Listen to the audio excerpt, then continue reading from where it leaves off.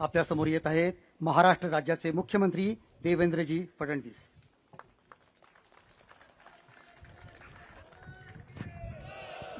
भारत माता की, छत्रपती शिवाजी महाराज की, धर्मवीर छत्रपती संभाजी महाराज की, जय भवानी, जय भवानी, जय जय जय जय जय भवानी, हर हर हर हर।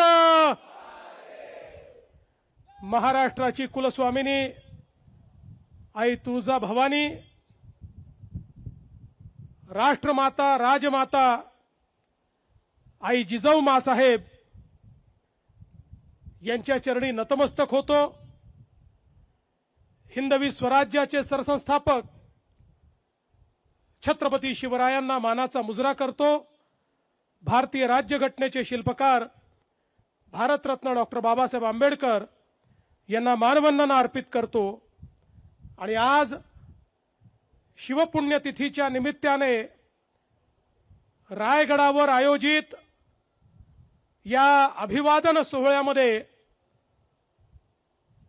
छत्रपती शिवरायांना अभिवादन करण्याकरता आणि त्यांच्या चरणी नतमस्तक होण्याकरता आपल्यामध्ये आलेले भारत देशाचे कणखर आणि कर्मठ गृहमंत्री आदरणीय अमितभाई शहा, राज्याचे उपमुख्यमंत्री माननीय एकनाथराव शिंदेजी, माननीय अजितदादा पवारजी, श्रीमंत छत्रपती उदयन महाराज भोसले, श्रीमंत छत्रपती शिवेंद्रराजे भोसले, मुरलीधर मोहोळजी, चंद्रकांतदादा पाटीलजी, आशिष शेलारजी, भरत शेठ गोगावलेजी, अदितीताई तटकरे, या आपल्या स्मारक समितीचे अध्यक्ष रघुजी राजे आंग्रे, मंचावर उपस्थित प्रवीणजी दरेकर, धैर्यशीलजी पाटील, प्रशांतजी ठाकूर, महेशजी बालडी, विक्रांत ठाकूर, आज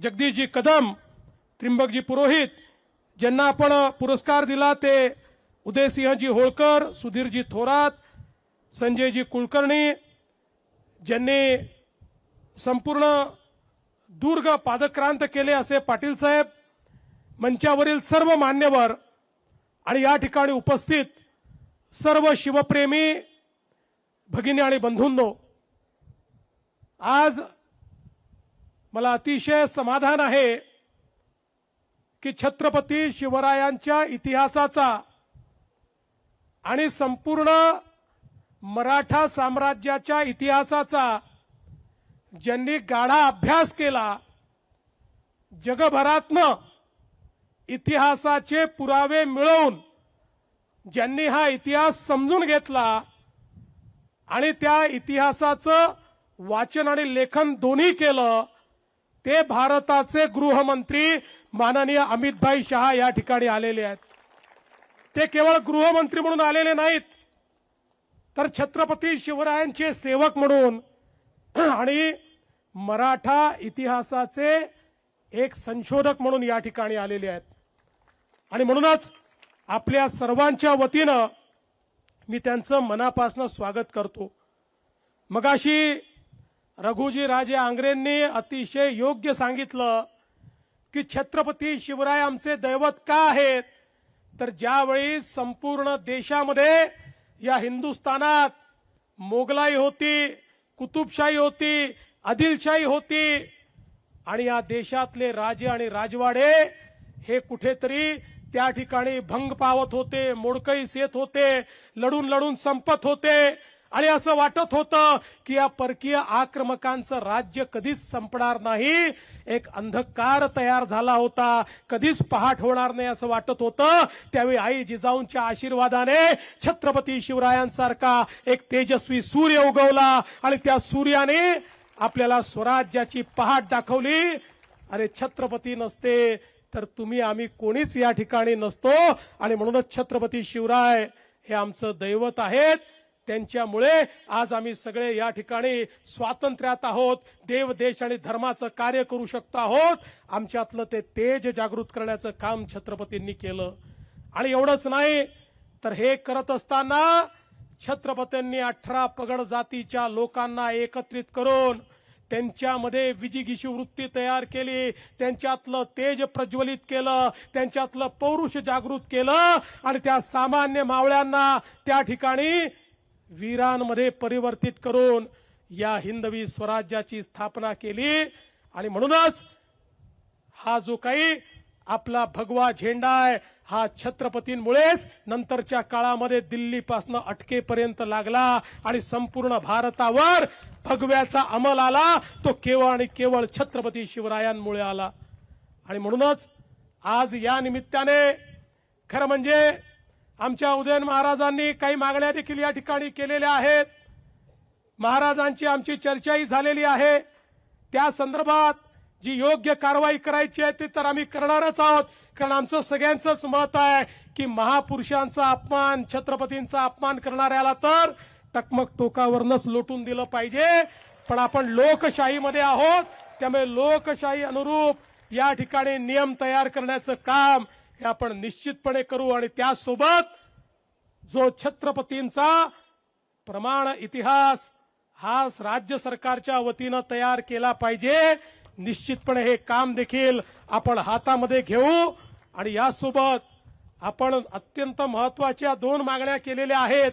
सगळ्याच मागण्या महत्वाच्या आहेत, पण या ठिकाणी अरबी समुद्रातलं जे स्मारक आहे ते सुप्रीम कोर्टात अडकलं, पण आता सुप्रीम कोर्टाने ते हायकोर्टाला पाठवलंय. महाराज, आपण महाराजांचे मावळे आहोत, हार मानणार नाही. हायकोर्टामध्ये लढून ते स्मारक आम्ही त्या ठिकाणी मोकळं करून घेऊ आणि कुठल्याही परिस्थितीमध्ये छत्रपती शिवरायांचं हे स्मारक झालं पाहिजे, हा प्रयत्न आपला असेल. आणि मैं आदरणीय गृहमंत्री जी से इतना ही निवेदन करना चाहता हूं कि हमारे उदयन महाराज ने जो बात कही वो बात बहुत महत्वपूर्ण है कि दिल्ली में भी छत्रपति शिवाजी महाराज का एक राष्ट्रीय स्मारक होना चाहिए. उसके लिए हम आपके पास आएंगे और आपकी मदद लेकर वहां पर उचित स्थान पर ये राष्ट्रीय स्मारक तैयार करने का हम प्रयास करेंगे. मला एक अजून गोष्ट आपल्याला सांगायची आहे की आपल्या देशाचे आपले लाडके प्रधानमंत्री माननीय मोदीजींनी आपल्या छत्रपती शिवरायांच्या 12 किल्ल्यांना युनेस्कोची हेरिटेज साईट म्हणून, विश्व हेरिटेज म्हणून त्या ठिकाणी नॉमिनेट केलेला आहे. आता 18 ते 21 या कालावधीमध्ये फ्रान्समध्ये युनेस्कोच्या समोर आमचं प्रेझेंटेशन त्या ठिकाणी होणार आहे. मी आणि आशिष शेलार आम्ही त्या ठिकाणी जाणार आहोत. आणि मला विश्वास आहे की आपले 12 महाराजांचे किल्ले हे आता केवळ भारताचे नाही तर विश्व वारसा म्हणून त्याला त्या ठिकाणी मोदीजींच्या पुढाकाराने एक दर्जा प्राप्त होईल. मी आज जास्त वेळ घेणार नाही, आपल्याला अमित भाईंना सगळ्यांना ऐकायचं आहे, पण एवढंच सांगतो, महाराष्ट्रातलं आपलं सरकार हे छत्रपती शिवरायांच्या आशीर्वादाने चालणारं सरकार आहे. त्यामुळे कुठल्याही वेळी काम करताना आमच्या समोर केवळ छत्रपतींचाच आदर्श असतो. छत्रपतींचा आदर्श आणि भारताचं संविधान या 2च गोष्टींच्या आधारावर आमचं सरकार या ठिकाणी काम करेल हा विश्वास देतो. पुन्हा एकदा छत्रपतींच्या चरणी नतमस्तक होतो आणि माझं बोलणं संपवतो. जय हिंद, जय महाराष्ट्र, छत्रपती शिवाजी महाराज की जय. लोकशाही मराठी ऐका, पहा, जागरूक रहा.